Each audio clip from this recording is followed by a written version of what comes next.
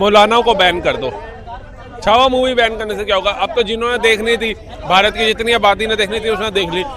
एक छोटी सी चीज है कि छावा मूवी को देख के नागपुर में हिंसा हुई है, ऐसे एक मौलवी का बयान आता है, वो कहता है कि छावा मूवी को देख के जो हिंदू है कहीं ना कहीं आक्रोश में हो गए हैं और वो उल्टी सीधी बयानबाजी कर रहे हैं, इसलिए मुस्लिमों ने वो दंगा कर दिया। अब आप मुझे एक चीज बताइए कि 2020 में तो कोई छावा मूवी नहीं आई थी, तो दिल्ली के अंदर दंगे क्यों हो जाते हैं?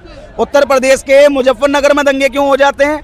जिन लोगों की मानसिकता बनी हुई है हम दो हमारे 70 सबके हाथ में ईंट पत्थर, तो ये वो लोग हैं जो ईंट पत्थरों को उठाते हैं और सिर्फ फेंक देते हैं, दंगा करने का काम करते हैं। ये पेट्रोल बम उठाते हैं, फेंक देते हैं, दंगा करने का काम करते हैं। आज समय रहते मुसलमानों को अगर शिक्षा दी गई होती ना ठीक, तो ये ईंट पत्थर नहीं किताबों को उठा रहे होते और इस देश का भविष्य भी कहीं ना कहीं जो आज खतरे में है ना, वो खतरे में ना होके एक देश हमारा एक अच्छे विकसित भारत की ओर अग्रसर हो रहा होता। लेकिन ये छोटी मानसिकता के लोग, एक छोटा मानसिकता ही कहूँगा, जो मौलवी वो कह रहा है कि ऐसी मूवी बैन हो जानी चाहिए, तो मैं उस मौलवी से पूछना चाहता हूँ क्या जो मुगलों की सच्चाई बताएगी वो मूवी तो तुम बैन करवा दोगे?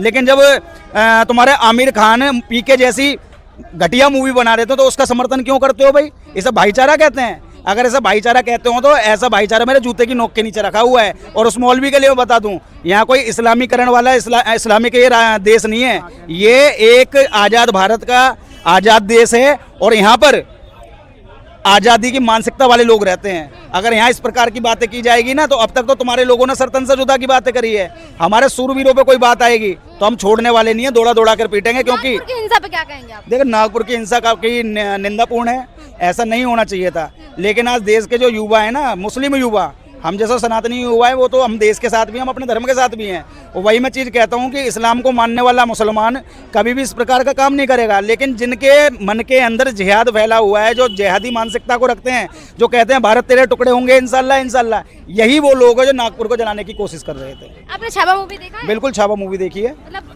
क्यों, आखिर उसमें मूवी में क्या है जिससे कि मौलवी साहब बैन करने की बात कर रहे हैं? उनमें उनका जो अब्बा था ना, इसका नाम औरंगजेब है, उसकी हकीकत बताई गई है। जिस औरंगजेब को मुगल शासकों को महान बताने का कार्य करते हैं ना, उसमें बताया गया है कि रियल लाइफ में जो औरंगजेब था वो कितना क्रूर था। वो इतना क्रूर था कि उन्हें हमारे छत्रपति संभाजी महाराज के नाखूनों को तक को खींच दिया गया था, उनकी जीवा तक को काट दिया गया था, और तो और गरम गरम सरिये उनकी आंखों में दे दिए गए थे। इतनी अगर क्रूरता की जा रही है किसी व्यक्ति का, तो वो मुगल शासक कभी महान नहीं हो सकता, वो क्रूरतापूर्ण व्यक्ति ही होगा, और इससे ज्यादा वो कुछ भी नहीं था। इससे मुसलमान समाज जो है आखिर परेशान क्यों है, क्यों कह रहा है कि बंद होना चाहिए? देखिए, जो लोग कहीं ना कहीं औरंगजेब को अपना पूजनीय मानते हैं उनके पेट में दर्द है। बाकी और भी मुसलमान है, वो भी तो देख के आए, वो तारीफ क्यों कर रहे हैं उस मूवी की?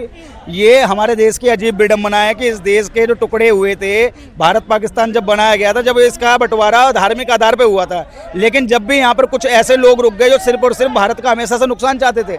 आज जिस थाली में खाते हैं उसी थाली में छेद करने का कार्य कुछ मुसलमान यहाँ पे कर रहे हैं। अरे मैं आज भारत के मुसलमानों को आपके चैनल के माध्यम से कहना चाहता हूँ, अरे कुछ बनना है, तुम्हें सच्चा मुसलमान बनना है तो अब्दुल कलाम की तरह बनो, अब्दुल हमीद की तरह बनो। लेकिन आप वो तो नहीं बनोगे। लेकिन ओवैसी जैसे लोगों की बातों में आकर तुम ईंट पत्थर उठा लोगे और हिंदुओं के घर जलाओगे, इससे ज्यादा कुछ भी नहीं कर पाओगे। छावा मूवी जैसे बैन करने की बात करो। छावा मूवी ना तो आज बैन हुई, ना कल बैन हुई, ना आने वाले टाइम में बैन होगी।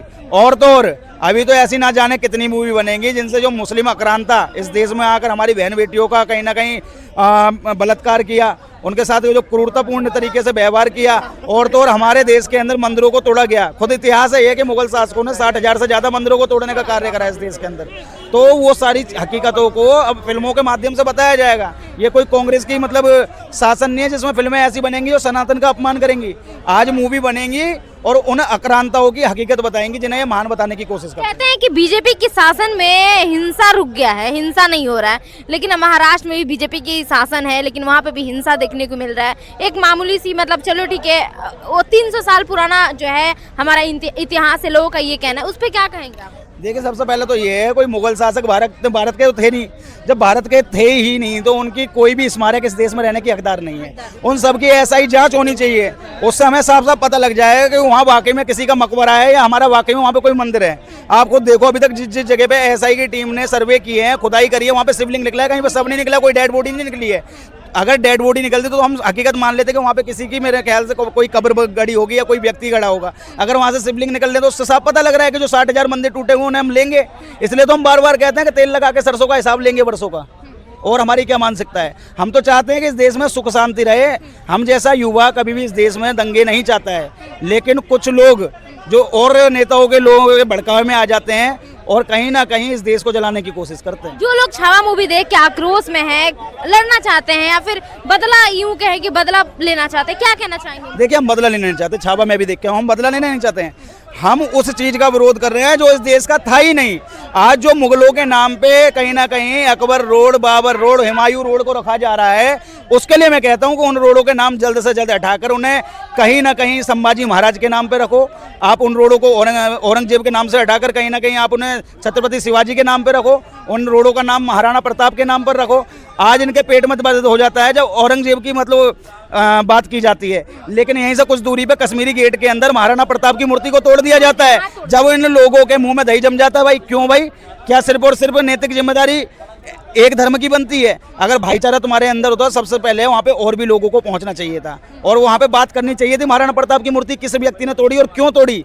ये इस देश में एक माहौल है और प्रोपेगेंडा साफ हो चुका है कि अगर इस देश के अंदर औरंगजेब की मजार को हटाने की बात की जाएगी तो सिर्फ और सिर्फ नागपुर नहीं, दिल्ली से लेके पूरे स्टेट में दंगे करेंगे, उससे ज्यादा कुछ नहीं करेंगे। मौलानाओं को बैन कर दो।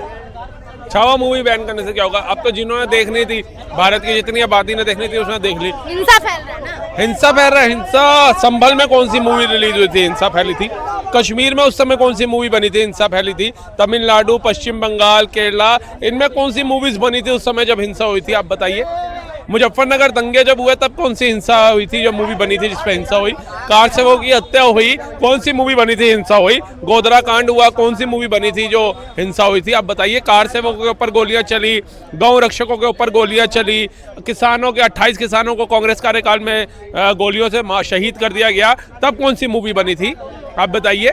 अगर कोई मूवी सत्य आधारित बता रही है, इतिहास बता रही है, तो वो हिंसा कर रही है। आप बताइए। मतलब जो चीज एक काला सच जो आज तक हमसे छुपा करके रखा, उससे उजागर करने का काम कर रही है, तो वो हिंसा करा रही है। हिंसा तो हो रहा है ना, नागपुर में हिंसा हो गया। तो कितने हिंदू उसमें शामिल है बताएंगे? एक ने कोई सी हिंदू ने जिसने किसी का घर फूका हो, किसी की गाड़ियां जलाई हो, किसी की दुकान फूकी हो? एक छावा मूवी देखा है? बिल्कुल देखा, 3 बार देखा। क्या है उसमें जो कि बैन करने की बात की जा रही है, फिर हिंसा बढ़ा? उनमें बैन करने की इसलिए बात करी जा रही है एक अलग समुदाय के द्वारा, क्योंकि उनमें उनका काला चिट्ठा खोल के दिखा दिया जिसको हमारी एनसीईआरटी की किताबों में महान बताया गया था। हाँ, उस औरंगजेब को महान बताया गया जिसने फतवा जारी किया सुनहरी मस्जिद चांदनी चौक से गुरु तेग बहादुर साहिब जी का, जिनको आज हम हिंद की चादर कहते हैं, उनका गला काटने, उनका शीश काटने के लिए। तो ऐसा बंदा कहां से महान हो गया? ऐसे महान इंसान के लिए कौन सड़कों पे उतर रहा है? वही उतर रहा है जो उनकी नाजायज औलादे हैं। अगर मैं कड़वी भाषा में बोलूंगा तो जिसने अपने भाई दारा सिखों की गर्दन काट के अपने बाप के सामने पेश कर दी हो, वो काहे का महान इंसान था बताएंगे आप? जिसने अपने बाप को पानी की बूंद से तरसा के मारा हो, वो काहे का महान इंसान था बताएंगे आप? जिसने संभाजी महाराज की आंखों में जलते सरिये डाल दियो, वो काहे का महान इंसान था बताएंगे आप हमें?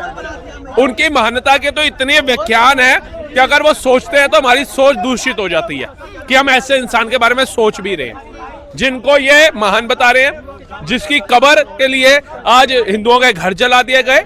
उन हिंदुओं के घरों में जाकर के पूछा नहीं गया कि आप सेकुलर हिंदू तो नहीं हो, आपका घर छोड़ दूं। तो ऐसे मानसिकता के लोग देश के लिए नासूर हो सकते हैं, दबा नहीं हो सकते। क्या लगता है कि जो लोग छावा मूवी देख के ऐसे रिएक्ट कर रहे हैं या फिर हिंसा पे उतारू हो रहे हैं, उनके लिए क्या कहना चाहिए? देखिए, जो ऐसे लोगों की मानसिकता है, इनका एक ही ठिकाना होना चाहिए, काल कोठरी जेल की, या फिर सीधा इनका एनकाउंटर करो। 2 का एनकाउंटर करोगे 200 सुधर जाएंगे। यूपी के अंदर तो नाम रोशन था, यूपी का दंगाई के अंदर, बदमाशी के अंदर, बलात्कारियों के अंदर, जमीन छीनने वालों के अंदर, लेकिन आज सुनने को नहीं मिलता। आज सुनने को मिलता है विकास की गति यूपी के अंदर। 1,48,000 करोड़ का MOU साइन होता है विदेशी कंपनियों के साथ। एक्सप्रेसों की सौगात होती है, सड़कों के जाल बच जाते हैं, गांव-गांव तक नल से जल की योजना मिल जाती है। हिंदू ही नहीं, मुसलमानों को भी पक्के आवास की योजना का लाभ मिलता है। तो आज यूपी कहीं ना कहीं विकासशील राज्यों में आगे बढ़ रहा है, जो कल तक दंगों में नंबर 1 पे था। आप कह रहे हैं कि यूपी में विकास हो गया है, महिला सुरक्षित हो गई। आज ही एक जज का बयान आया है कि महिलाओं का स्तन टच करना, फिर उनके नारे खोलना ये रेप के मामले में नहीं आता। देखिए, आप समझ सकते हैं कि इतने बड़े पद पे बैठ के अगर हाई कोर्ट के जज ऐसा फैसला देते हैं तो ये कहीं ना कहीं हमारे देश को किस ओर ले जाने की प्रतिक्रिया हो सकती है। ये तो उन लोगों के मंसूबे खोल रहे हैं कि जो बहन बेटियों को गलत नजर से देखते थे, जो बहन बेटियों के साथ ऐसा दुष्कर्म करते थे, आप तो बता रहे हो कि अब उनकी प्राइवेट पार्ट्स को हाथ लगा दोगे तो अब वो दोषी नहीं हो। आप उनके अंग वस्त्र खोलने का भी अपराध करते हो तो आप दोषी नहीं हो, क्योंकि भैया जी इनकी जजमेंट ऐसी आ गई, इनकी विचारधारा ऐसी थी जज साहब की। तो अब ये सोचिए, अगर ऐसे जज कोर्ट में बैठेंगे तो हमारा देश किस तरफ जाएगा। हमारी बहन बेटियां, एक तरफ बात होती है महिला सशक्तिकरण की, देश के प्रधानमंत्री, देश के राजा महिला सशक्तिकरण की बात करते हैं, महिलाओं के लिए अलग अलग तरीके के कानून बनाने की बात की जाती है, महिलाओं को आगे बढ़ाने की बात की जाती है। वहीं हाई कोर्ट के जज अगर ऐसा निर्णय वाला फैसला अपनी विचारधारा प्रकट करेंगे तो कहीं ना कहीं यह देश को एक अलग गति की तरफ ले जाने वाली बात होगी। ये महिलाओं के शोषण को बढ़ावा देने वाली बात होगी। ये महिलाओं के साथ दुष्कर्म करते हैं उनके हाथ खोलने की बात होगी।